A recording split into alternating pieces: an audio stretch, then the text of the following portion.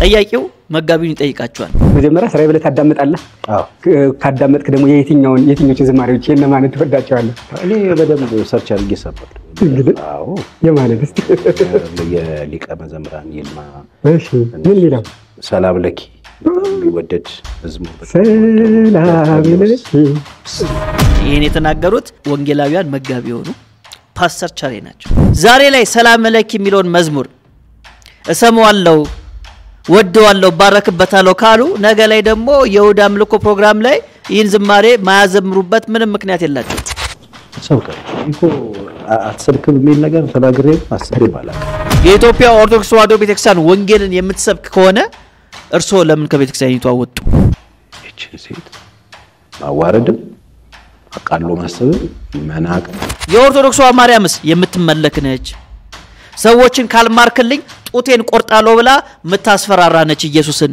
ታምረ ማርያም ላይ እንደተመዘገበው እንደው ተለየ ነገር ማሰብም ተገቢ አይደለም አመጽ ስትፈልግ እየመጣች ከሰማይ መነኮሳቶችን ጡቷን እየሰጠች መታጠባ ነች ገድለ መባጽዮን ላይ እንደተጻፈው ታዲያ ማርያምን ያዋረደው ማን ነው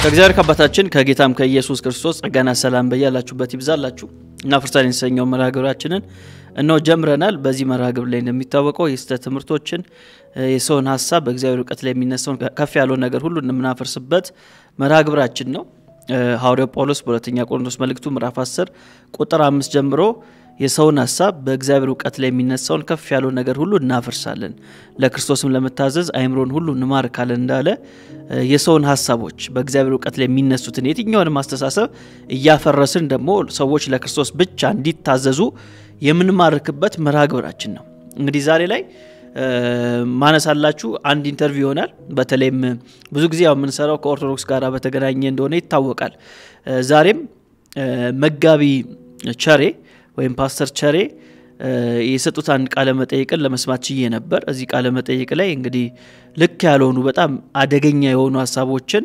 ከክርስትናው አንፃር አደገኛ የሆኑ ሐሳቦችን ሲሳነዝሩ ለመስማት ችያለሁ ስለ ፓስተር ቸሬ አንድ ነገር ልናገር እንግዲህ ፓስተር ቸሬ ሁላችንም እንደምናውቃቸው ከትዳር ጋር በተገናኘ ከጋብቻ ጋር በተገናኘ ጤናማ ቤተሰብ እዚህ ምድር ላይ እንዲኖር ከሚሰሩ ወንድሞቻችን አገልጋዮች መካከል አንደኛው ናቸው ይሄ ደግሞ እጅግ በጣም ይበል የሚያሰኝ ሊበረታቱ የሚያሰኝ ትልቅ ስራ እየሰሩ እንደሆነ ሁላችንም የምናምነው እውነት ነው በተለይም ሰዎች ሲጣሉ ለማስታረቅ ይሞክራሉ ወጣቶች በጮኝነት ጊዜ ላይ ጤናማ የሆነ መጽሐፍ ቅዱሳዊ የሆነ ነገር እንዲያደርጉ የሚመክሩ ከዛም ደግሞ በጋብቻ ያሉ ሰዎች ደግሞ እንዴት ጋብቻቸውን በትክክለኛው መንገድ መንፈሳዊ በሆነ መንገድ መምራት እንደሚገባቸው የሚያስተምሩ መልካም መጋቢ እንደሆኑ ሁላችንም እናውቃለን ግን ደግሞ አንዳንድ ለወንጌል እንቅፋት የሆኑ ነገሮችን ደግሞ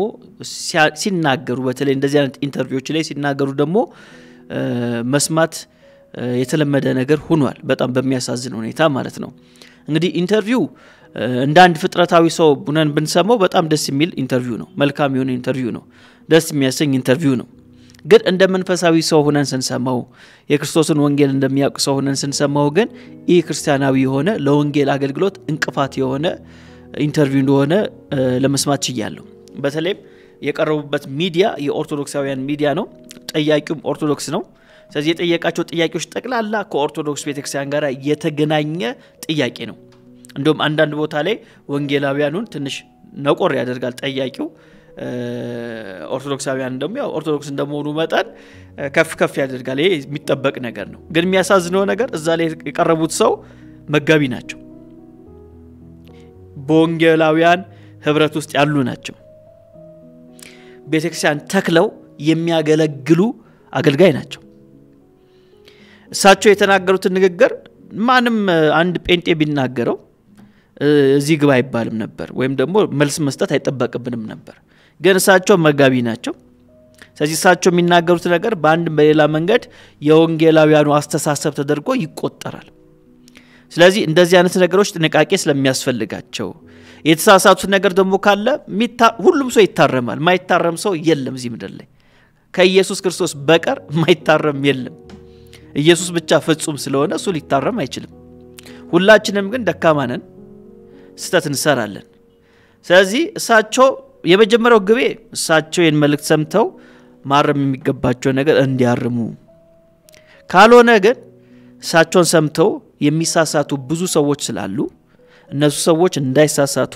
የማንቂያ ደውል ነው የመራግብር እንግዲህ ከዚህ በፊት አንድ ፕሮግራም ሰርተን ነበር መራግብር ሰርተን ነበር ከኃይሉ ዮሐንስ ጋር በተገናኘ ኃይሉ ዮሐንስ እንግዲህ የሚያስተምረው ትምህርት በጣም የስተት ትምህርት እንደሆነ በባለፈው ቪዲዮአችን ላይ ለማሳየት ይያለው በተለይ የኢየሱስ ልጅነትን በተመለከተ ኢየሱስ የእግዚአብሔር ብቸኛ ልጅ አይደለም ብሎ የሚያስተምረው ትምህርት አለ እሱን በተመለከተ ትምህርት ሰጥተን ነበር እንግዲህ ከዛ ትምህርት በኋላ ኃይሉ ዮሐንስ ሊያገለግሉበት የነበረ አንድ ቤተክርስቲያን ነበር እዛ ቤተክርስቲያን ላይ እንዳያገለግሉ ታግደዋል ወይም እዛ ቤተክርስቲያን እንዳይመጡ ተደርጓል ያ የሆነበት ምክንያት ምንድነው የኛን አገልግሎት ሰዎች አይተው በቃ እንዲማም ታስተምር ከሆነ ወደኛ መምጣት የለብህም ብሎ አገልግሎቱን እንዳካሄድ ተደርጓል ይሄን ደግሞ ራሱ ኃይሉ ዮሐንስ ነው ለኔ ነገረኝ ማለት ነው ላይቭ ላይ ስለዚህ ዛሬም ላይ እንደዚህ መራግብሮችን ሰራ የተሳሳቱ ሰዎች እንዲታረሙበት ልክ ያልሆነ አካሄድ ካለ ሰዎች እንዲታረሙበት ወንጌላውያንን ማይወክል ትክክለኛ የወንጌልን አስተምሮ የማይወክል ትምህርቶች ካሉ ሰዎች ቆም ብሎ እንዲያስቡበት ለማድረግ ነው ሌላ ምንም ዓላማ የለንም እኛም ከተሳሳተን እንታረማለን እስቲ ወደ ኢንተርቪው ንግባ ከመጀመሪያው ጥያቄ እንጀምር ጠያቂው መጋቢውን ይጠይቃቸዋል መዝሙር ትሰማለህ ወይ ይሏቸዋል መጋቢው ደግሞ እንዲህ ብሎ ይመልሳሉ ይወደድከው መጀመሪያ ስራይ ብለህ ታዳምጣለህ ካዳመጥክ ደግሞ የትኞቹ ዝማሬዎች የነማን ተወዳቸዋለህ እኔ በደንብ ሰርች አድርጌ እሰማለሁ አዎ የማለት እስቲ የሊቀ መዘምራን ይልማ እሺ ምን ይላል ሰላም ለኪ በጣም ቢወደድ መዝሙር ሰላም ለኪ በርጣሚውስ ነው አዎ በጣም ወዳቸው ደግሞ አንድ መዝሙር ነበር በብርሃን በጣም ወደው እንግዲህ ከመጋቢው ንግግር መስማት እንደቻል ነው የሊቀ መዘምራን ይልማን ዝማሬ እንደሚሰሙና ከሳቸውም ደግሞ ሰላም ለኪ የሚለውን ዝማሬ እሰማለሁ ወደዋለሁ ባረክበታለሁ አሉ እንግዲህ እኔ የተናገሩት ማን ናቸው የኦርቶዶክስ ቄስ አይደሉም የኦርቶዶክስ ጳጳስ አይደሉም ሰባኪ አይደሉም ይሄን የተናገሩት ወንጌላውያን መጋቢ ሆኑ ፓስተር ቻሬ ናቸው በጣም ያሳዝናል አንድ ተራሶ ቢናገረው ምንም ችግር አልነበረው በቃ የሱ አስተሳሰብ ነው ብለን እናልፈው ነበር ግን እኚህ መጋቢ ናቸው ቤተክርስቲያን ተክለው ቤተክርስቲያን የሚያገለግሉ ናቸው ዛሬ ላይ ሰላም ለኪ የሚለውን መዝሙር እሰማዋለሁ ወደዋለሁ ባረክበታለሁ ካሉ ነገ ላይ ደግሞ የይሁዳ አምልኮ ፕሮግራም ላይ ይህን ዝማሬ ማያዘምሩበት ምንም ምክንያት የላቸው አዘምሮም ሊሆን ይችላል ማን ያውቃል ስለዚህ አደገኛ ነው ኢንተርቪው ስል አንደኛው ምክንያት ይሄ ነው እንደዚህ አይነት ልምምድ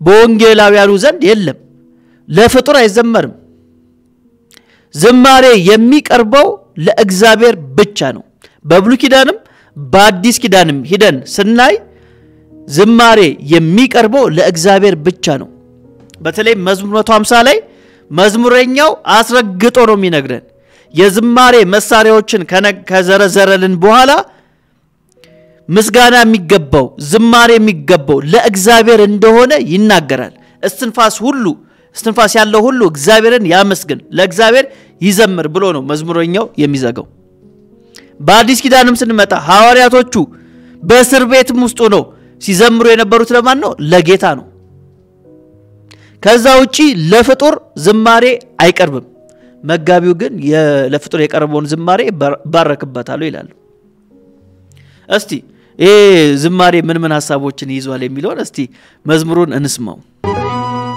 ሰላም ለኪ ያለ ሰላም ለኪ ያለ ሐርና ወርቁ እንግዲህ ግጥሙ እንደዚህ ነው የሚለው ሰላም ለኪ ያለ ሐርና ወርቁን ስታስማማ የገብርኤል ድምጽ ተሰማ ይላል አሁን ብስራት ገብርኤል መጥቶ የማርያምን ያበሰረበትን ታሪክ ለማስታወስ የተደረገ ዝማሬ ነው ግን ዝማሬው ልክ ነው ወይ ልክ አይደለም ከምን አንፃር ከሁለት ነገር አንፃር የመጀመሪያው ለፍጡር ዝማሬ አይቀርብም በዚህ ልክ አይደለም መዝሙሩ ሲጀምር ገና ሁለተኛ በውስጡ የያዘው ኮንቴንት ይዘት መጽሐፍ ቅዱሳዊ ነው ወይ አይደለም ገብርኤል ማርያምን ያበሰራት የት ነው ብለን ብንጠይቅ የሉቃስ ወንጌል ላይ ይህን ሐሳብ ማንበብ እንችላለን ሉቃስ በጥንቃቄ ዘግቦልናል ምዕራፍ 1 ቁጥር 26 ጀምሮ እንደዚህ ይላል በስድስተኛው ወር መልአኩ ገብርኤል ናዝሬት ወደምትባል ወደ ገሊላ ከተማ ከዳዊት ወገን ለሆነው ዮሴፍ ለሚባል ሰው ወደ ታጨች ወደ አንዲት ድንግል ከእግዚአብሔር ዘንድ ተላከ የድንግሊቱም ስም ማርያም ነበር መልአኩም ወደ እርሷ ገብቶ ደስ ይበልሽ ጸጋ ይሞላብሽ ሆይ ጌታ ካንቺ ጋራ ነው አንቺ ከሴቶች መካከል የተባረክሽ ነሽ አላት ተመልከቱ ግጥሙ እና የሉቃስ ወንጌል አይስማማም ግጥሙ ምንድነው የሚለው ሐርና ወርቁን ስታስማማ የገብርኤል ድምጽ ተሰማ ነው የሚለው ማርያም ሐርና ወርቅ ስታስማማ ነበር ወይ በዚህ ጊዜ አልነበረም ይህን ታሪክ ምናገኘው የት ነው የኦርቶዶክስ ቤተክርስቲያን አዋልድ ላይ ነው ምናገኘው ፓስተር ቸሬ እነዚህና አዋልድ መጻፍቶች ይቀበላሉ የሚቀበሉ ከሆነ በግልጽ ይንገሩን ካልሆነ ኢ መጽሐፍ ቅዱሳዊ የሆነ ዝማሬን ወደዋለሁ ባረክበታለሁ እንዴት ሊሉ ቻሉ ግጥሙ ይቀጥላል እንደዚህ ሲል ውሃ ስትቀጂ ክንፉን ያማታ ሊያበስርሽ የመጣው በታላቅ ደስታ ይላል ማርያም ውሃ እየቀዳሽ ነበር ወይ ገብርኤል ሲያበስራት አልነበረም ቤት ውስጥ ነው ያገኛት የኦርቶዶክስ ትውፊት ላይ ስንመጣ ገብርኤል ማርያምን ያበሰራት አንድ ጊዜ ብቻ አይደለም በመጽሐፍ ቅዱስ አንድ ጊዜ ነው በኦርቶዶክስ ትውፊት ግን ከአንድ ጊዜ በላይ ነው አንደኛው ይሄው ዋልት ቀዳ ስትሄድ ትጸንሻለሽ አላት ከዛ ግራ ገባት ዞራ ስታይ ሰው አጣች ከዛ ወደ ቤተ መቅደስ ስትገባ ነው ገብርኤል ምን ያረጋት ያበሰራት ይሉናል ታሪኩ መጽሐፍ ቅዱሳዊ ብቻ አይደለም ዘማሪው የዘመረበት ያዋልድ መጽሐፍ መነሻ አድርጎ የዘመረው ታሪክም ማያውቁም ቦታም ማያውቁም እንዴት ካላችሁኝ ሉቃስ ምንድነው ያለን ገብርኤል ናዝሬት ወደምትባል ወደ ገሊላ ከተማ እንደገባ ነው የሚነግረን ገብርኤል ሄደው ወዴት ናዝሬት ወደምትባል ወደ ገሊላ ከተማ ማርያም ቤተ መቅደስ ነበረች ነው የሚሉን ኦርቶዶክሳውያን ቤተ መቅደሱ የት ነው የነበረው ኢየሩሳሌም ቦታቸው ራሱ አይገናኝም ለዛ ነው ብዙ ጊዜ የመጽሐፍ ቅዱሷ ማርያምና የኦርቶዶክሷ ማርያም አንድ አይደሉም ምንለው ያው የመጽሐፍ ቅዱሷ ማርያም ናዝሬት ምትባል ገሊላ ከተማ ውስጥ ገብቶ ነው ያገኛት የኦርቶዶክሷ ማርያምስ ዋስት ቀዳ ከዛስ ቤተ መቅደስ ውስጥ የት ኢየሩሳሌም ውስጥ ነው ያገኛት የነበረው አንድ ቤተ መቅደስ ነው ፓስተር ቸሬ ይሄንን ወደዋለሁ ይላሉ እባረክበታለሁ ይላሉ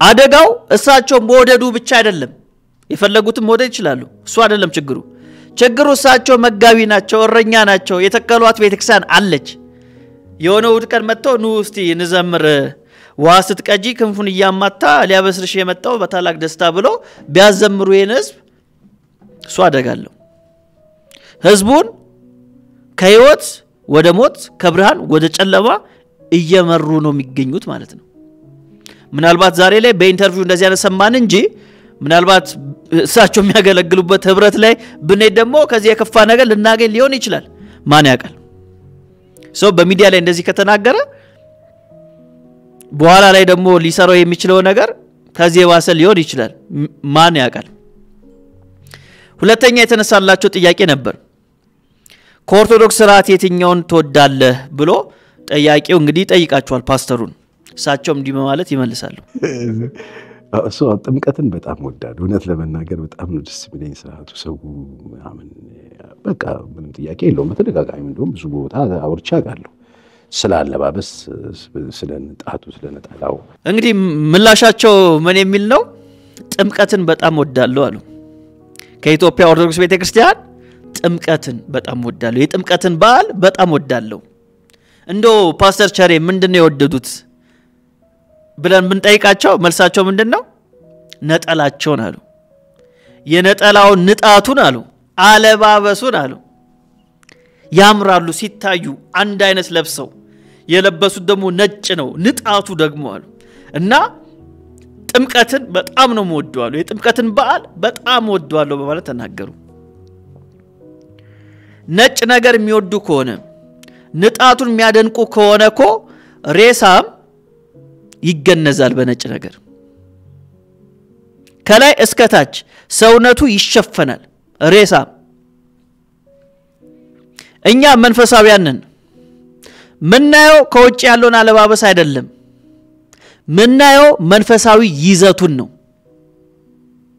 እውነት ነው በተፈጥሯዊ አይናችን ስናይ ደስ የሚያሰኝ ነገር አለ ግን የተጠራ ነው ለዚህ ነው ወይ አይደለም መጋቢው ሐዋርያዊ የሆነ ምልከታ የላቸው መጽሐፍ ቅዱሳዊ የሆነ ምልከታ የላቸው እንዴት ካላችሁኝ ለምሳሌ ሐዋርያው ጳውሎስ አንድ ነገር አጋጥሞት ነበር አቴና በገባ ጊዜ አቴና ውስጥ ትላልቅ ህንጻዎች ነበሩ ጣዖቶች የሚመለኩባቸው ትላልቅ ቤተ መቅደሶች ነበሩ የሚያምሩ ውበታቸው ኪነ ጥበባቸው የህንጻቸው ዲዛይን በጣም ነው የሚያምረው አሁንም ማየት ይቻላል ሰዎች ይጎበኛሉ በዚህ ዘመን ራሱ ቆሞ ከዛሬ 2000 ዓመት በፊት የተሰሩት እነዛ ኪነ ጥበቦች ሲታዩ በጣም ነው የሚደንቁት ለፍጥረታዊ አይን የሚደንቁ ናቸው ጥበቡ በጣም ነው የሚያስገርማቸው ግን ሐዋርያው ጳውሎስ አቴና ሲገባ እነዚህን ህንጻዎች ያየ ፓለ እንዴ ተደነቀ አቤቱ ውበቱ አለ አላለም እንደዛ ምንድነው ያለው የሐዋርያ ሥራ ምዕራፍ 17 እናንብብ ጳውሎስም በአቴና ሲጠብቃቸው ሳለ በከተማው ጣዖት መሙላቱን እየተመለከተ መንፈሱ ተበሳጨበት ይላል መንፈሱ ተበሳጨበት በኪነ ጥበቡ አልተማረከም አያችሁ ሐዋርያዊ የሆነ ምልከታ ሲኖራችሁ መንፈሳዊ የሆነ አይን ሲኖራችሁ የሚደረገውን በዛ በዓል ውስጥ የሚደረገውን ክርስቲያናዊ ነገር ያያችሁ መንፈሳችሁ ይበሳጫል ያ የሚሆነው ለምንድነው ሰዎቹ እንዲድኑ ነው ቀጣይ ቁጥሩን እናንብበው ቁጥር 17 ላይ ስለዚህ በመኩራብ ከአይሁድና እግዚአብሔርን ከሚያመልኩ ሰዎች ጋራ በየቀኑም በገበያ ከሚያገኛቸው ጋራ ይነጋገር ነበር ሐዋርያው ጳውሎስ ስለዚህ አንዳንዶቹ ምን አሉት ይህ ለፍላፊ ምን ሊናገር ይወዳል አሉ ሌሎቹም የኢየሱስን የትንሣኤውን ወንጌል ስለሰበከላቸው አዳዲሶች አማልክትን የሚያወራ ይመስላል አሉ ምን ስለሰበከላቸው የኢየሱስን ትንሣኤውንና ወንጌሉን ስለሰበከላቸው አያችሁ መንፈሳዊ አይን ሲኖራችሁ ዲዛይን አይደለም የምታዩት ነጠላ አይደለም የምታዩት ንጣቱን አይደለም የምታዩት እዛ ቦታ ላይ የሚከናወነው ክርስቲያናዊ ምግባር ነው የምታዩት ስለዚህ ወደ ልባችሁ ምንድነው የሚመጣው ለነዚህ ሰዎች ወንጌል ያስፈልጋቸዋል እንላለን ፓስተሩስ ኪነ ጥበብ ያደንቃሉ ነጠላ ያደንቃሉ ንጣቱን ያደንቃሉ ቀደም እንዳልኩት ነው ሬሳም ነጭ ነው የሚለብሰው ሰውን አያሰናክሉም አሉ ጥምቀት ባል የሚያከብሩ ሴቶች አሉ በደም ስለሚለብሱ ሰውን አያሰናክሉም አሉ በሬሳ የሚሰናከል ሰው የለም ሬሳም ስለሚለብስ ማንም በሬሳ አይሰናከልም እኛ ከነጠላው ጀርባ ወይም ውስጥ ያለውን የሞተ ማንነት ነው የምናየው ለምን ከተባለ በክርስቶስ ያልሆነ ሁሉ ሙት ስለሆነ ተንቀሳቃሽ ሬሳ ስለሆነ እንደዛማ ካል ለምን መካን ሄድም መካም እኮ ነጭ ነው የሚለብሱት ያንን ጥንቁር ድንጋይ የሚከቡት ሰዎች የሚዞሩት ሰዎች ሙስሊሞች ነጭ ነው እኮ የሚለብሱት ነጭ ነው የሚለብሱት እነሱም እኮ ንጣቱን ካልን እኮ የዛም ንጣቱ ሲያምር ግን በሁለቱ መካከል ልዩነት አለው የለም ሁሉም ሙት ነው ለምን በክርስቶስ አይደሉም በክርስቶስ የሆነ ታቦት ለሚባል ነገር የሰው እጅ ውጤት ለሆነ ነገር አይዘመርም አይሰግድም ስለትን አያቀርብም እልል ያለ ጃንጥላን ዘርግቶ አይከተልም አይሰግድለትም ክርስቲያን እንደዚህ አይነት ልማድ የለውም የክርስቶስ ተከታዮች ለፍጡር አይሰግዱም ለእንጨት አይሰግዱም ስለዚህ እኛ ያንን እናያለን ፓስተሩ ግን ነጭ ልብስን ያያሉ ይሄ ትልቁ ልዩነት ነው። ከዚህ ጋር እንግዲህ በተገናኘ ሌላ ጥያቄ ተጠየቁ። የኢትዮጵያ ኦርቶዶክስ ቤተክርስቲያን ኢየሱስን አትሰብክምን ብሎ ጠያቂው ጠይቃቸዋል። ከዛ ጠያቂው ከዚህ ጋር በማስከተል ቤተክርስቲያኗም እንኳን ከሌላ ሰው ምስክርነት አትፈልግም ይላል። እስቲ እንስማው። ብዙ ሰዎች ኢየሱስን አትሰብክም ይላሉ ብዙ ሰዎች እና እንዲያውም አንዴ ዶክተር ወዳጅነህ ግጥም አድርጋ ነው እንጂ የምትሰብክ ብሎ በጣም ብዙ ነገሮችን ሲያብራራ ይቻላል። ሌሎችም እንደዚሁ ማለት ቤተክርስቲያኗ ከሌላ ሰው ምስክርነት አትፈልግም። ለምን? ያመነችበትን አለ ከክርስቶስ የተቀበለችው አለ እስከ ሞት ድረስ ይዛ ትቀጥላለች። ግን አንተ አንበባሃል፣ ተምረሃል፣ ታውቃለህና ቤተክርስቲያኗ እያንዳንዷ ከጉልላቷ እስከታች ድረስ በክርስቶስ ምሳሌ ነው። እንግዲህ ጠያቂው ምንድነው የሚጠይቀው? የኢትዮጵያ ኦርቶዶክስ ቤተክርስቲያን ኢየሱስን አትሰብክም ወይ ይልና ከዛ አያይዞ ምንድነው ያነሳው ሐሳብ ምንም እንኳን ቤተክርስቲያኗ ከሌላ ሰው ምስክርነት አትፈልግም ይላል። ኮሜንት ላይ ገብቼ ሳይ ምንድነው የሚለው አንዳንድ ሰው የመናፍቃን ምስክርነት አያሻንም ይላሉ። ስለዚህ ጠያቂው ፓስተሩን ወጋ ያያደረገ ነው። እንደው ምስክርነት እንኳን አንፈልግም ያው በውስጥ አዋቂነት ከመናፍቅ ይያለ ነው። ግን እስቲ አንብበሃል መቼም ትንሽ እንኳን አንብበሃልና ካነበብከው አንፃር እስቲ ንገረን ነው የሚለው። መጋቢው እንደዚህ ብሎ ይመልሳሉ። ሰብከው አትሰብክም የሚል ነገር ተናግሬም አስቤም አላውቅም። እኔ በጣም ብዙ ወንጌል መማርባቸው እግዚአብሔር የተጠቀመባቸው ሰምቼ የተባረኩባቸው የተነካውባቸው ሰዎች አሉ። በደንብ የተነካውባቸው እግዚአብሔር በእነሱ ተጠቅሞ የተናገረኝ ሰዎች አሉ። ክርስቶስን የሚሰብኩ መዳሁን አንዴ የሆነች ነገር አናርጋታ ቤተክርስቲያኗ የሆነች እንደዚህ ክብ ነገር አንድ ቦታ እናስቀምጣት አይደል? አካል አላት፣ ብዙ ህዝብ ሚሊየንስ አሏት አይደል? እዛ ውስጥ በጣም ብዙ የሚያስፈልጋቸው ሰዎች አሉ። ወንጌል የሚያስፈልጋቸው ሰዎች አሉ። ወንጌልን ደግሞ በስነ ስርዓት ይዘው የሚሰብኩ ሰዎች አሉ። አሁን ልዩነቱ እኮ ይሄ ነው። በሚሰብኩትና በማይሰብኩት መካከል ያለ ልዩነት እኮ ነው እኔ ቤተክርስቲያኒቱን እያስነቀፈ ያለው ይመስለኝ። ገባ? የሉም እንዲባል የሚያደርጉ ሰዎችም ደግሞ አሉ። ገባ? የለም አይሰብኩም እሱ እንዲባል እኔ መስባክ ላይ ሰው ቆሞ ሌላ ምን ያወራል? ምንድነው የሚሰበከው? ሌላ ከሱ ውጪ መሰበክም የለበትም እውነት ለመናገር። ግን እንዳልኩ የሚሰበክባቸው ቤተዶችና መንገዶች ምናምን የተለያዩ ናቸው። አሁን ይሄንን ነው ያልኩ ያለው ይሰበካል። ወንጌል የሚሰብኩ ክርስቶስን የሚሰብኩ ይሄው እኔ እዚህ ሰው እኮ መዝሙር እኮ ካለ ኢየሱስ እኮ አይደለም የሚዘምረው እኮ ኢየሱስ ለምሳሌ መስበክ ምንድነው? ቆሞ መናገር ነው እንዴ? ይሄው የእናንተ ልጅ ነው የሚዘምረው። የእናንተ ልጆች ናቸው የሚዘምሩት። ክርስቶስን የሚሰብኩ እኮ አሉ አለ። ለዚህ ደግሞ እንደማሳያ ቅድም ፓስተር ቸሬ የጠቀሷቸው መዝሙሮች ነበሩ። የነ ይልማን የነ ገብረ ዮሐንስን ዝማሬ ጠቅሶ ነበርና ይሄው እነዚህ መዝሙሮች እኮ ወንጌልን ማዕከል ያደረጉ ናቸው። ስለዚህ የኢትዮጵያ ኦርቶዶክስ ቤተክርስቲያን ወንጌልን ሰብካለች አሉ። አንድ ጥያቄ ያለኝ እኔ ለመጋቢው የኢትዮጵያ ኦርቶዶክስ ተዋሕዶ ቤተክርስቲያን ወንጌልን የምትሰብክ ከሆነ እርሶ ለምን ከቤተክርስቲያኒቷ ወጡ? ለምን ወጡ? እኛ የወጣ ነው አትሰብክም ብለን ነው። አትሰብክም ብለን የወጣ ነው። ሙሴና ኢየሱስ በኩልነት በሚነገርበት ቤት አንኖርም ብለን የወጣ ነው። ማርያም እና መስቀሉ በሚመለክበት ቤት መኖር አንችልም ብለን የወጣ ነው እኛ። እርሶ ታዲያ የኢትዮጵያ ኦርቶዶክስ ተዋሕዶ ቤተክርስቲያን ኢየሱስን ሰብካለች ብሎ የሚያምኑ ከሆነ እንደዚህ ለምን ወጡ? ለምን አይመለሱም ታዲያ? አንዳንዴ ልባችን ውስጥ ያለው እውነትና አፋችን የሚናገረው ነገር አንድ አይነት ቢሆን መልካም ነው። ማለት ሰው ይታዘቦታል፣ ጠያቂው ራሱ ይታዘቦታል። ትሰብካለች አሉ እና እነ ገብረ ዮሐንስ ያው ስለ ኢየሱስ እኮ ይሰብካሉ፣ ዝማሬዎቻቸው እኮ ወንጌል ናቸው አሉ። እውነት እንደዛ ነው?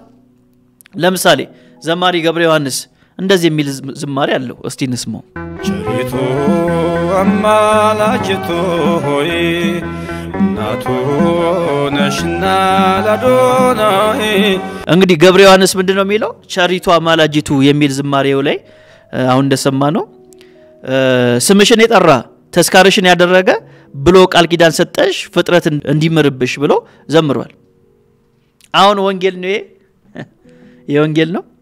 የትኛው የወንጌል ክፍል ላይ ነው ኢየሱስ የማርያም ስም የጠራ በስምሽ ተስካር ያደረገ በታሰቢያ ያደረገ ሰው እምርልሻለሁ ብሎ የተናገረው የትኛው መጽሐፍ ላይ ነው?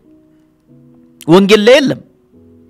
ያለው ታምረ ማርያም፣ ድርሳነ ማርያም፣ ነገረ ማርያም ላይ ነው። ታዲያ መጋቢው እነዚህ መጽሐፍት ይቀበላሉ? አያችሁ ማይሆን ሎጂክ ነው። አንድ ስለ ኢየሱስ ክርስቶስ የሚዘምር መዝሙር አገኘንና ገብረ ዮሐንስ ስለ ኢየሱስ ሆነ ወንጌል ማከል ያደረገ ዝማሬ ስለዘመረ አጠቃላይ ቤተክርስቲያኒቷ ወንጌል ተሰብካለች ማለት ነው? አይደለም። በዚህ በኩል አዎ ኢየሱስ ይላሉ፣ በዚህ በኩል ደግሞ ይኸው ስምሽን የጠራ የዘላለም ሕይወት ያገኛል፣ ፍጥረት ይድንበታል እያሉ ደግሞ ይዘምራሉ። ይሄን ነው እያልን ያለ ነው። ኢየሱስ ለብቻው የሚደምቅበት ቤት አይደለም፣ ደባል ያስፈልገዋል። ኦርቶዶክስ ቤተክርስቲያን ውስጥ ኢየሱስ ለብቻው አይሰበክም፣ ደባል አለው። ዝማሬዎቻቸውን ብናይ ስለ ኢየሱስ ይዘምራሉ፣ ስለ ተክልዬ ይዘምራሉ። መዳን በኢየሱስ ነው ይላሉ። ከዛ ደግሞ በዚህ ይመጡና ተክልዬ ዋስጠበቃ ሆናት ለነፍሴ ይሉናል። አያችሁ? ስለዚህ አያስኬድም። በአመክንዮም እንኳን ብንሄድ የሚያስኬድ ጉዳይ አይደለም፣ የሚያስኬድ ጉዳይ አይደለም። ግን በጣም የገረመኝ ነገር እዚህ ኢንተርቪው ላይ ጠያቂው መጋቢውን ምን ይላችኋል መሰላችሁ? እስቲ እንስማው። አሁን ዛሬ ክርስቶስ ኢየሱስ ከሚሉት ከመምጣታቸው በፊት የዛሬ 3 ዓመት 100 ዓመት የሚገርም 400 ዓመት ኢየሱስ የሚባል ቤተክርስቲያን አለ። ይሄ ንግግሩ እንግዲህ ኢንዳይሬክትሊ መጋቢውን ነው ጠያቂው ወጋ የሚያደርጋቸው። ምንድነው የሚለው? አሁን ላይ አለ ኢየሱስ የሚሉ ሰዎች ከመምጣታቸው በፊት የዛሬ 3 ዓመትና 400 ዓመት በፊት እኮ ኢየሱስ የሚል ቤተክርስቲያን እኮ ኢትዮጵያ ውስጥ አለ አለ። ተመልከቱ። ኢየሱስ የሚሉ ሰዎች ከመምጣታቸው በፊት አለ which means ወንጌላውያኑን ማለት ነው። በሌላ አነጋገር እዛ ጋር ኢንተርቪው ያደረገው መጋቢ ቸሬን ማለት ነው። እናንተ ከመምጣታችሁ በፊት እያለው ነው። እናንተ እኮ ከመምጣታችሁ በፊት ኢየሱስ የሚባል ቤተክርስቲያን ነበር ኢትዮጵያ ውስጥ እያለ በዚህ ደረጃ ለኢንተርቪው የጠራውን ሰው እንደዚህ እሱ ቦልድሊ እየተናገረ መጋቢው ግን የሚወክሏት ነው የሚያገለግሉባትን የወንጌላውያንን ህብረት ዲፌንድ ማድረግ ግን አልቻሉም። እውነት ነው ሲሉ የነበሩት አንዳንድ ቦታ ላይ እንደውም እየሳቁ ከሱ ጋር ጠያቂው ኦርቶዶክስን ዲፌንድ ያደርጋል፣ አያስነካም። ወንጌላውያኑን ደግሞ ባገኘው አጋጣሚ ሁሉ ይመታል። መጋቢው ደግሞ አብሮት ይስቃሉ። እሱ በቀደደላቸው ቦይ አብሮ ይፈሳሉ። ይሄ በጣም ያሳዝናል። በዚህ እኔ ኦርቶዶክሳውያንን አደንቃለሁ። እንዴት ካላችሁኝ እምነታቸውን ያስከብራሉ። እስቲ የሆነ የኦርቶዶክስ ቄስ እስቲ መምህር ዘበነ ፕሮቴስታንት ሚዲያ ላይ ቀርቦ ከፕሮቴስታንት ዝማሬ እስቲ የትኛውን ይወዳሉ ቢባሉ ምን ሊሉ ይችላሉ? የመስፍን ጉቱ እንደው ልቤን ነካበታል ይላሉ። ሐሰተኛው ኢየሱስ ነው የምታመልኩት ነው የሚለው እዛው ነው ፍርጥ የሚያደርጉት። በዚህ ሳይድ ግን ያሉ መጋቢነን ፓስተርነን ያሉ ሰዎች ግን በየሶሻል ሚዲያ ላይ እየወጡ እንደዚህ አይነት ነገር ሲያደርጉ እጅግ በጣም ያሳዝናል። ሌላው ከዚህ ጋር በተገናኘ ማርያምና ኢየሱስን በተመለከተ ደግሞ አንድ ጥያቄ ተጠይቀው ነበርና እስቲ ጥያቄውን እንስማ። ስላንተ እናት ያወሩና ወይም ስላንተ ያወሩና ስላንተ ልጅ ግን ማውራት አይፈልጉ ወይም ስላንተ እናት አውርተው ስላንተ ማውራት አይፈልጉ። አንዳንድ ሰዎች እናትና ልጅን መነጣጠል ይቻላል ወይ? እህትና ወንድምንስ መነጣጠል ይቻላል ወይ? በክርስቶስ ቤተሰብ ይሆኑትን ምን መሰለ ስለ ክርስቶስ እቺ ቤተክርስቲያን በሚገባ ነው የምትሰብከው። የሚገርምህ በደንብ እንደምትሰብክ አንተ መናገር አለ። የሚገርምህ የክርስትና ስም አለ፣ የመጽሐፍ ስም ታውቃለህ? የመጽሐፍ ስም ከዓለማዊ ስማችን ውጭ የክርስትና ስማችን የብዙዎቻችን ገብረ ኢየሱስ ገብረ እግዚአብሔር ነው። ከኢየሱስ ጋር ከእግዚአብሔር ጋር የተያያዘ ነው። ከዛ ገብረ ማርያም እንደዚህ ከቅዱሳኑ ጋር መታሰቢያ የሆነ በቤቱ የዘላለም መታሰቢያ ሰጣችኋለሁ አይደል? የነሱን መታሰቢያ ነው። አሁን እኛ ስጋው ደሙን እንኳን ስንቀበል ያንዱን ቅዱስ ስጋና ደም አይደለም እንቀበል፣ የኢየሱስ ክርስቶስን ስጋውና ደም ነው። ቅዳሴው ከሐስ ከፈ የሁለት ሰዓት ቅዳሴ ነው። እንግዲህ አስቡ፣ የሁለቱ ሰዓት ሙሉ ቅዳሴ 14 ቅዳሴ አለ። 14ቱን ቅዳሴ ውስጥ ነገረ ክርስቶስ ነው ያለው። በቤተክርስቲያን 14 ቅዳሴ ውስጥ ነው ያለው። ከዚህ ውስጥ ነገረ ክርስቶስ ነው። ውዳሴ ማርያም ከሰኞ እስከ እሑድ ብታየው ነገረ ስጋዊ ነው፣ ነገረ ክርስቶስ ነው። ነጥላ አታየውም። ከዛ ውስጥ ክርስቶስ ስጋ የመሆኑ ነገር ስታስብ ድንግል ማርያምን ታነሳለህ። ድንግል ማርያምን ጥለህ ኢየሱስ ክርስቶስን አንጠልጥለህ ብቻውን መሄድ ያዋጣል ወይ ማለት የግልህ ምልከታ ነው የምጠይቀህ፣ የግልህ ምልከታ ነውና ስለ ሐና፣ ስለ ራሄል፣ ስለ ቅድስት ኤልሳቤጥ፣ ስለ ዘካርያስ ሲናገሩ ስቅቅ ማይላቸው፣ ስለ ድንግል ማርያም ሲናገሩ ግን ላባቸው ግጥም ነው የሚለው እና ምንድነው ጥላቸው? ጠያቂው ምንድነው የሚለው?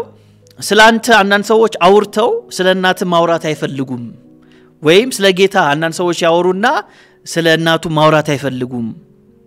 ማርያምን ጥለ ኢየሱስን አንጠልጥለ መሄድ ይቻላል ወይ?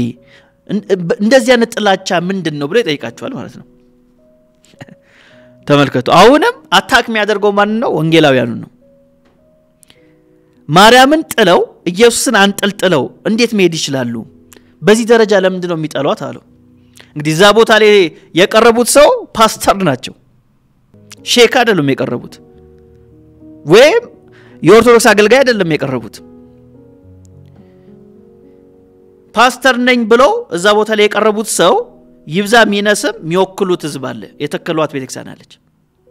ይሄ ጠያቂው ስፔሲፊክ አድርጎ እከሌ የሚባለው ሰባኪ ማርያምን ይጠላታል፣ በዚህ ስብከቱ ሰምተነዋል፣ ማርያም ላይ ያልተገባ ንግግር ሲናገር ሰምተነዋል፣ በዚህ ጉዳይ ላይ ምን ይላሉ አይደለም ያለው ምንድነው? በደፈናው ማርያምን ጥለህ ኢየሱስን አንጠልጥለህ እንዴት ነው መሄድ የሚቻለው ብሎ በደፈናው ነው እየወቀሰ ያለው። ከዛ ፓስተር ቸሬ ከሱ ሐሳብ ጋር ይስማሙና ምን ይላሉ? እንደዚህ እኮ አንዳንድ ሰዎች የሚያደርጉት ኦርቶዶክሳውያን ማርያምን የምታመልኩ ስለሚመስላቸው ነው አለው። እስቲ እንስማቸው። ማርያም የምትመለክ ነው የሚመስለው ሰው በቃ እንዴ ከመሰለህ እኮ የመሰለህን ነው ይዘህ የምትንቀሳቀስ። ድንግል ማርያም ትመለካለች ወይ? አሁን ይሄ ጥያቄ ለብዙ ሰው ተመልካላችሁ ነው የምትባል። ፓስተሩ ምንድነው የሚሉት? አንዳንድ ሰው እንደዚህ ብሎ የሚያስበው የኦርቶዶክስ ቤተክርስቲያን ማርያምን የምታመልክ ስለሚመስላቸው ነው። ታመልካለች አታመልክም የሚል ግብግብ ውስጥ አንዳንድ ሰዎች ይገባሉ አሉ። እና በሳቸው አንደርስታንዲንግ ኦርቶዶክስ ቤተክርስቲያን እግዚአብሔርን ብቻ ነው የምታመልከው። እውነት እንደዛ ነው? አሁንም እንደዛ ከሆነ ፓስተር ቸሬዚ ምን ያደርጋሉ? እግዚአብሔርን ብቻ የምታመልከው ቤተክርስቲያን ውስጥ ለምን አይሆኑም ታዲያ? ግን እውነታው እንደዛ አይደለም። የእርሶም ልቦና ያውቃሉ። እስቲ እኔ በማስረጃ አድርጌ የኢትዮጵያ ኦርቶዶክስ ተዋሕዶ ቤተክርስቲያን ከእግዚአብሔር ውጪ ማርያምና መስቀሉን እንደምታመልክ አንዳንድ ማስረጃዎችን ላቅርብ። የመጀመሪያው ድርሳነ መድኃኔዓለም ላይ ዘቀዳሚት ምዕራፍ 1 ቁጥር 1 ላይ እንደዚህ ይላል። ዓለም ከመፈጠሩ አስቀድሞ ከእግዚአብሔር ጋር ያለ ትምህርተ መስቀል የከበረ ነው ይላል። ተመልከቱ። ዓለም ሳይፈጠር በፊት ከማን ጋራ? ከእግዚአብሔር ጋር የነበረ ትምህርተ መስቀል የከበረ ነው። መስቀል ዓለም ሳይፈጠር በፊት ከእግዚአብሔር ጋር ነበር ይለናል። ይሄ ስተት ነው። ከዛ ወረዲልና የእግዚአብሔር ምሳሌው የሆነ ትምህርተ መስቀል ከሁሉ አስቀድሞ ተፈጠረ፣ በሱ አምሳል አዳምን ፈጠረው ይላል። በማን አምሳል? በመስቀሉ አምሳል። ዘፍጥረት ምዕራፍ 1 ቁጥር 26 ላይ እግዚአብሔር ማለ ሰውን በመልካችን እንደ ምሳሌያችን እንፍጠር ነው ያለው። እኛ የተፈጠርነው በእግዚአብሔር ምሳሌ ነው እንጂ በመስቀል ምሳሌ አይደለም። ድርሳነ መድኃኔዓለምስ በመስቀሉ አምሳል አዳምን ፈጠረው ይላል። ይሄ ብቻ አይደለም። በተለይም ከማርያም ጋር አገናኝተው እንዴት አድርጎ መስቀሉን እንደሚያመልኩ እንደዚህ ይላሉ። ድርሳነ መድኃኔዓለም ገጽ 96 ቁጥር 19 ላይ እንደዚህ ይላል። ይህ መስቀል እንደ እግዚአብሔር የከበረ እንደ ድንግል ማርያም ከፍ ያለ ነው። መስቀሉ እንደማን ነው የከበረው? እንደ እግዚአብሔር የከበረ ነው። ሶስትነታቸው ትክክል የሚሆን እንደ አብ፣ እንደ ወልድ፣ እንደ መንፈስ ቅዱስ ፈጽሞ የማይለይ ነው። መስቀሉ እንደማ እንደ አብ፣ እንደ ወልድ፣ እንደ መንፈስ ቅዱስ። ከዛስ እንደዚሁም መድኃኒታችን እና ከእናቱና ከመስቀሉ ጋራ ሶስትነታቸው ትክክል ነው፣ እንዲህ እናምናለን እናመልካለን ይላል። እናከብራለን አይደለም፣ እንዲህ እናምናለን እናከብራለን። ምንን? አብ፣ ወልድ፣ መንፈስ ቅዱስ ሶስትነታቸው ትክክል እንደሆነ ሁሉ ኢየሱስ ማርያምና መስቀል ሶስትነታቸው ትክክል ነው እንዲናምናለን እናመልካለን ሶስቱን ይሄንን ቤተክርስቲያኒቷ የጻፈችው መጽሐፍ ነው ይህ መጽሐፍ የወንጌላውያኑ አይደለም የሙሉ ወንጌል የቃለ ሕይወት የመካነ ኢየሱስ አይደለም የኢትዮጵያ ኦርቶዶክስ ተዋሕዶ ቤተክርስቲያን ድርሳነ መድኃኔዓለም ገጽ 96 ቁጥር 19 እስከ 20 አንዳንድ ሰው ይሄን ስናነሳለት አይ ድርሳን ነው ገድል ነው ስተት ሊኖርበት ይችላል ምናም ሊል ይችላል እንደዛ ከተባለ አስተምሮዋ ላይ ኒት በኢትዮጵያ ኦርቶዶክስ ተዋሕዶ ቤተክርስቲያን ስር ያለ ማህበረ ቅዱሳን የሚባል ተቋም አለ ይህ ማህበር ደግሞ ኦፊሻል የሆነ ዌብሳይት አለው እዛ ዌብሳይቱ ላይ ስለ መስቀል ያለውን የኦርቶዶክስ ቤተክርስቲያን ያለውን አንደርስታንዲንግ አስቀምጧል በተለይ ቅዱስ ያሬድን በማንሳት እዚህም ኢንተርቪው ላይ ሰምቻለሁ መጋቢው ቅዱስ ያሬድን ሲያደንቁ በቃ ስለ ቅዱስ ያሬድ ብዙ ነገር ሲናገሩ ሰምቻለሁና እውነት ነው ቅዱስ ያሬድ ስለ ዜማ በጣም ጥሩ ነገር ሰርቷል ግን ያን ማድነቅ ያለበት የዜማ ሰው ነው ቅዱስ ያሬድ ለወንጌል ደግሞ እንቅፋት የሆነ ትምህርቶች ነበሩት በዜማ አንፃር ጥሩ ነገር ሰርቷል ምንም ጥያቄ የለውም ከወንጌል አንፃር ደግሞ ብዙ ኢክርስቲያናዊ የሆነ መጽሐፍ ቅዱስ ማዕከል ያላደረጉ ደግሞ ዝማሬዎችን ሰርቷል ይሄው አንደኛው ማሳያው ነው ማንበላችሁ ነው መስቀልን በተመለከተ እንደዚህ ይላሉ አንድ ጥያቄ ተጠይቆ ነበር ቅዱስ ያሬድ በተለይ ከመስቀል ጋር በተገናኘ እንዴ አንዳንድ ሰዎች መጥተው እንደዚህ ብሎ ይጠይቁት ነበር የምታመልኩት እጽን የምትገዙት ለእጽ ነውን ባለስ የምታደርጉት ለእንጨት ነውን የሚሉ አሉ የሚለው ማን ነው ያሬድ ነው አንዳንድ ሰዎች መስቀሉን ስናከብር እጽ ማለት እንጨት ማለት ነው እንጨቱን ስናከብር እንደ ይመጡና እንጨትን ታመልካላችሁ ወይ ለእንጨት ትገዛላችሁ ወይ ብሎ ይጠይቁናል አለ ለዚህ መልሱ አይ አናመልክም ነው እስቲ እናንብበው በክብር ደሙ መስቀሉን ቀድሶት የለምን ስለዚህኛ እናመልከዋለን እንገዛለታለን ብሎ ነው የመለሰው ቅዱስ ያሬድ ምን እንለዋለን እናመልከዋለን ያው ስክሪኑ ላይ እንደምታዩት ኦፊሻል የሆነ የማህበረ ቅዱሳን ዌብሳይት ነው ቅዱስ ያሬድን ኮት አድርጎ ነው ያስቀመጡት እናመልከዋለን እንገዛለታለን ለምኑ ለመስቀሉ ታዲያ መጋቢ ቸሬ ይሄን ሲሰሙ ምን ይላሉ እኛ ከራሳችን የጨመርነው ነገር የለም ቤተክርስቲያኒቷን እቺን ያክል በሐሰት የከሰሰን አይደለም ጠቅላላ የቤተክርስቲያኒቷ ማስረጃ ዌብሳይት እየተጠቀሰን ያለ ነው ስለዚህ ቤተክርስቲያኒቷ በይፋ ማርያምን እንደምታመልክ በይፋ መስቀሉ እንደምታመልክ ያው በጽፎቻቸው እየተናገሩ አይ አታመልክም ማለት ይሄ ሆም ብሎ ለመድረቅ ካልሆነ በስተቀር ለእውነት ያልቆመ ሰው አቋም አይደለም ይሄ ሊታሰብበት ያስፈልጋል ስለዚህ ቤተክርስቲያኒቷ ማርያምንም ታረጋለች ታመልካለች የኦርቶዶክስ ማርያምና የጌታችን የኢየሱስ እናት ማርያም ሁለቱ የሚገናኙ አይደሉም የጌታችን የኢየሱስ ማርያም አምልኮን አትቀበልም የተለየ ክብርን አትፈልግም ትውት ነች የጌታ ባሪያ ብላ ራሷን የምትገልጥ ነች የጸሎት ሴት ነች ሐዋርያ ሥራ ላይ እንደምናነበው የኦርቶዶክሷ ማርያምስ የምትመለክ ነች ያንተ እናቱኝ አልሞትም የምትል ነች ነገረ ማርያም ላይ ተጻፈው እንዴት ሞታለሁ ብላ የምትከራከር ነች ሰዎችን ካልማርክልኝ ጡቴን ቆርጣለሁ ብላ የምታስፈራራ ነች ኢየሱስን ታምረ ማርያም ላይ እንደተመዘገበው ስትፈልግ እየመጣች ከሰማይ መነኮሳቶችን ጡቷን እየሰጠች ምታጠባ ነች ገድለ መባጽዮን ላይ ተጻፈው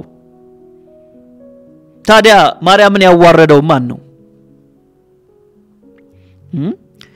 ክርስቶስ ሳምራን መጣ ጡቷን ታጠባታለች በየቦታው እየሄደች ጡቷን ምታስጠባ ማርያም አለች ወይ እንደውም ገድለ መባጽዮን ላይ ቀኝ ጡቷን ለኢየሱስ ሰጠዋለች ግራ ጡቷን ለመባጽዮን ሰጠዋለች ሁለቱንም ታጠባቸዋለች እንደዚህ አይነት ማርያም አለች ፓስተር ቸሬ እንደዚህ አይነት ማርያም ያከብራሉ አንዳንዴ በማናቀው ነገር ላይ ባንገባ ጥሩ ነው ቀደም እንዳልኩት እርሶ ትዳር ላይ ጎወዝ ኖት እዛ ላይ ፎከስ አድርጎ ይስሩ በቃ ውጤታማ ይሆናሉ ይሄን ነገር ደግሞ ካላጠኑ እዚህ ጉዳይ ላይ ምንም ነገር ባይናገሩ መልካም ነው እንቀጥል ፓስተሩ ሌላም ነገር ያክላሉ ከማርያም ጋር በተገናኘ እስቲ እንስማቸው። እቺን ሴት እቺን እናት እቺን ቅድስት መጥላት ከደህና ነው? ጤና ነው? ይሄ ከእግዚአብሔር ነው? እኔ አይመስለኝም። እኔ እንዳልኩ ነው በቃ ለዓለም መድኃኒት ወልዳ አሳድጋ እየከፈለች ቆማለች። በነፍሷ ሰይፍ አልፏል መጽሐፍ ነው የሚለው። እቺን ሴት ማዋረድም አቃሎ ማሰብም መናቅም እንደው ተለየ ነገር ማሰብም ተገቢ አይደለም። አመጽ ምንድነው የሚሉት? እቺን ሴት እቺን እናት እቺን ቅድስት መጥላት በደና አይደለም ይላሉ። ጤና ነው እሷን መጥላት ከእግዚአብሔር አይመስለኝም። እኔ እቺን ሴት መናቅ እቺን ሴት ማዋረድ አመጽ ነው ይላሉ። እቺን ሴት የናቀ ማን ነው? ለምን በግልጽ አትናገሩም? ጠያቂው እቺን ሴት ሚንቁ ብሎ የጠቀሰው ማን ነው? ወንጌላውያኑ ነው። እርሶም ከርሱ ጋራ በመተባበር እቺን ሴት መናቅ ጥሩ አይደለም፣ ማመጽ እቺ ሴት ላይ ወይም እቺን ሴት ማዋረድ አመጻ ነው በማለት ተናገሩ። ቀደም በጠቀስኳቸው መጽሐፍት ላይ ማርያምን ያዋረደ ታዲያ ማን ነው? ማርያምን ያዋረደ?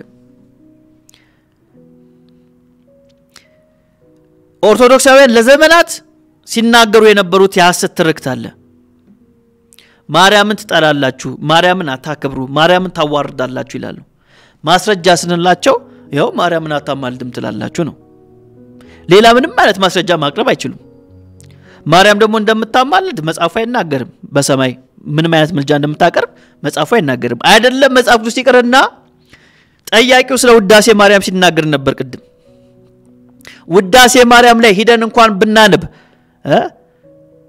እዛ መጽሐፍ ላይ እንኳን ስናይ በሰማይ እንኳን በማርያም በሌሎችም ቅዱሳን ልመና የለባቸውም ይላል። በሰማይ ልመና እንደሌለ ውዳሴ ማርያም ትርጓሜም እንኳን ይናገራል፣ ማየት ይቻላል። ቅድስት ሆይ ለምኝልን የሚለውን ሲተረጉሙ በሰማይ ልመና የለም ይላል። ስለዚህ መጽሐፉም አይነግረንም፣ ውዳሴ ማርያምም የቤተክርስቲያኒቷ መጽሐፍ በሰማይ ልመና እንደሌለ ዘግተዋል። ታዲያ ጥላቻ የሚለውን ከየት አመጣችሁ ስንላቸው ምንም ማስረጃ የላቸው። እዚህ ሐሳብ ላይ እንግዲህ የወንጌላውያኑ ፓስተር የሆኑ ፓስተር ቸሬም ተደርቦ እቺን ሴት መጥላት ጥሩ አይደለም ከእግዚአብሔር እኮ አይደለም ይላሉ። እውነት ነው፣ የጠላት ሰው ካለ ልክ አይደለም። ግን ማን ነው ያ ሰው? ይሄ ማናቆ እንዶ በደፈና የምትናገሩት ያ ሰውዬ ማን ነው? ያ ሰውዬ ማን ነው? እኛ በድፍረት እናገራለን። የኢትዮጵያ ኦርቶዶክስ ቤተክርስቲያን ማርያምን አታከብርም፣ የጌታችን የኢየሱስ እናትን አታከብርም።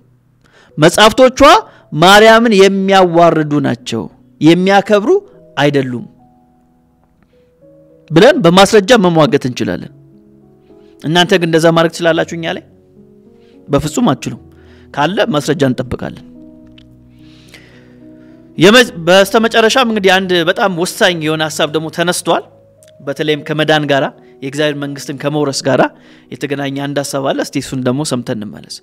የግዴኛ ቤት ቅኝት ብቻ መሆን አለበት ሳይሆን እናንተ ቤት እንጀራ አለ፣ እኛ ቤት እንጀራ አለ። እኛ ቤት ብቻ ነው እንጀራ ያለው አትልም። የእግዚአብሔር መንግስት ለመውረስ ቅኝቱ እንደዚህና እንደዚህ ነው። እኔ አይመስለኝም። 10 ለማምጣት ከዚህ በፊት ተናገር ያለው 5 እና 5 10 ነው፣ 4 እና 6 10 ነው። 10 ለማምጣት 3 እና 7 10 ነው፣ 2 እና 8 10 5 እና 5 ብቻ ነው ካልከኝ አይሆንም። መጋቢው እስካሁን ከተናገሩት ንግግር የበለጠ የከፋው ንግግር ደግሞ የኛው ንግግር ነው። ምን አሉ? እናንተ ቤት አሉ ኦርቶዶክሱን፣ እናንተ ቤት እንጀራ አለ፣ እኛ ቤትም እንጀራ አለ። የእግዚአብሔር መንግስት ለመውረስ ቅኝቱ እንደዚህ መሆን አለበት የግድ መባል አይገባም አሉ። እና ለዚህ ምን አይነት ምሳሌ ሰጡ? 10ን ለማምጣት 7 እና 3ን ብንደምር 10 ነው። 2 እና 8ን ብንደምር 10 ነው። 6 እና 4ን ብንደምር 10 ነው። የግድ 5 እና 5ን ደምረን ብቻ አይደለም 10 የምናገኘው። የእግዚአብሔር መንግስት ለመውረስ ይሄ ብቻ አይደለም ቅኝቱ፣ አንድ ብቻ አይደለም ቅኝቱ አሉ። ይሄ በጣም ያሳፍራል። አንድ ብቻ ነው እንጂ እዛም ቤት እንጀራ አለ፣ እዚያም ቤትም እንጀራ አለ። ምን አይነት ንግግር ምን አይነት አመክንዮ ነው? እያወራን ያለነው እኮ ስለ 10 ቁጥር አይደለም። እያወራን ያለነው እግዚአብሔር መንግስት ስለመውረስ ነው። የእግዚአብሔር መንግስት መውረሻ ደግሞ ያለው መንገድ አንድ ነው። በዛም ብትሄድ በዚህም ብትሄድ ልክ እንደ አባ ገብረ ኪዳን በሩ በዛ እንዳሉት መንገዱ በዛ እንዳሉት በአርሴማ በተክልዬ በገብርኤልዬ እንዳሉት ፓስተሩ መጣና እሱ ደግሞ ቀይሮ 3 እና 5 4 እና 6 ይለናል። ምን አይነት መጋቢ እንደሆኑ እግዚአብሔር ያሳያችሁ። ጌታ ምንድነው የተናገረው? ራሱ ዮሐንስ ወንጌል 14:6 ላይ እኔ መንገድ እውነት ሕይወት አለቀ ያለው አንድ መንገድ ነው። አንድ ፍኖት ነው ያለው። ሌላ መንገድ የለም። ሌላ መንገድ የለም። ብቸኛ መንገድ ነው ኢየሱስ። ካሉ መንገዶች መካከል አንደኛው መንገድ ሳይሆን ብቸኛው መንገድ ነው። እርሱ ብቻ ነው ሕይወት። ስለ ሁላችንም ኃጢአት ተላልፎ የተሰቀለው የሞተው ኢየሱስ ክርስቶስ ብቻ ነው። ስለዚህ በእርሱ ሞት ነው እግዚአብሔር የሚቀበለን። ከዛ ውጪ በማርያም በቅዱሳን በመላእክት የሚባል ነገር የለም። ፓስተሩ ግን ችግር ከሌለውበት በእንትና መግባት የሚችሉ ከሆነ የእግዚአብሔር መንግስት ውስጥ ታዲያ ፓስተር መሆን ለምን አስፈልገውት? ወይ ለመናገር ፓስተር መሆን አያስጠበቅበትም። ምንም አያስፈልግም። መጋቢ መሆን አይጠበቅበትም። ሰውየውም ደስ ይለዋል። ይሄ ሲነገረው በቃ በደስታ በሳቅ ነው ሲቀበላቸው የነበረው ኢንተርቪው ላይ አያችሁ። ለክርስትና ጸር የሆነ ኢንተርቪው ጥንቃቄ አንድ መጋቢ ሆኖ እንደዚህ አይነት ፕሮግራም ላይ ሲጋበዝ በጣም ጥንቃቄ ያስፈልጋል። ሰዎችን ልብ ለማሞቅ ሰዎችን ለማስደሰት የክርስትናን እውነት ያለንበትን የቤተ ክርስቲያን እውነት ክደን የምንኖር ከሆነ ከኛ የበለጠ ከንቱ ሰው የለም። እኛ ወንጌልን እናስቀድማለን። ወንጌልን እንሰብካለን። ስብከት ስለ ኢየሱስ ክርስቶስ ብቻ ነው። ሐዋርያው ጳውሎስ አንደኛ ቆሮንቶስ መልእክቱ ምዕራፍ 1 ላይ እንደተናገረ አይሁድ ምልክትን የግሪክ ሰዎች ጥበብን ይሻሉ፣ እኛ ግን የተሰቀለውን ክርስቶስን እንሰብካለን ያለው። ማርያም እንወዳታለን፣ እናከብራታለን። መጽሐፉ በሚለው ልክ እንላለን። የጌታ እናት ነች። በድንግልና ጸንሳ የወለደች ነች። ብጽዕት ነች። የተባረከች ነች። ቅድስት ነች። የጸሎት ሴት ነች። ከዛ ውጪ ግን የኢትዮጵያ ኦርቶዶክስ ተዋሕዶ ቤተክርስቲያን ስለ ማርያም የምታስተምረውን ትምህርት አንቀበልም። ሰላም ለኪ እያልን አንዘምርም። ለማርያም የዝማሬ መስዋዕትን አናቀርብም። እንዚራ ስብሐት ላይ አባ ጊዮርጊስ ዘጋስጫ እንደተናገረው ያምልኮ መስዋዕትን ሰዋልሻለሁ እንዳለው እኛ አንሰዋም። በዚህ ምክንያት ማርያምን ትጠላላችሁ ከተባል ምንም ማድረግ አንችልም። እውነታው ይሄ ነው። በዚህ ምክንያት ማርያምን ትጠላላችሁ ከተባል ሐዋርያው ጳውሎስ ማርያምን ይጠላታል ማለት ነው። ለምን ከተባለ ከ14ቱ መልእክት ውስጥ አንድም ቦታ የማርያምን ስም አልጠራም። አንድም ቦታ ገላትያ ምዕራፍ 4 ላይ ከሴት የተወለደውን ብሎ ነው የዘጋው። ስለዚህ ጳውሎስ በስብከቱ መካከል የማርያም ስም ስላልጠራ ማርያምን ይጠላታል ማለት ነው አይደለም። ስብከት ስለ ኢየሱስ ብቻ ስለሆነ ነው። የሚሰበከው ወንጌል ነው። ለምን? ሰዎች የሚድኑት በወንጌል ስለሆነ። ይህም ወንጌል ደግሞ በስጋ ከዳዊት ዘር ስለተወለደ እንደ ቅድስና መንፈስ ግን ከሙታን መነሳት የተነሳ በኃይል የእግዚአብሔር ልጅ ሆኖ ስለተገለጠው ስለ ልጁ ነው። እርሱም ጌታችን ኢየሱስ ክርስቶስ ብቻ ነው። ስለዚህ መጋቢው ሐሳቦትን እንዲያስተካክሉ እንዲታረሙ በወንድማዊ ፍቅር መናገር ፈልጋለሁ። ደግሞ ምሳቸው ቤተክርስቲያን የምትገለግሉም ሰዎች ደግሞ ይህን መልእክት እንደምትሰሙ ተስፋ አደርጋለሁ። ተጠበቁ። በቃ የእግዚአብሔር መንግስት በትክክለኛው መንገድ ከማይሰብክ ወንጌልን በቅንነት ከማያገለግል አገልጋዮች ተጠበቁ። ህብረታችሁን ለዩ ማለት ፈልጋለሁ። የአብ ጸጋ የወልድ ቸርነት የመንፈስ ቅዱስ ህብረት ከሁላችን ጋር ይሁን።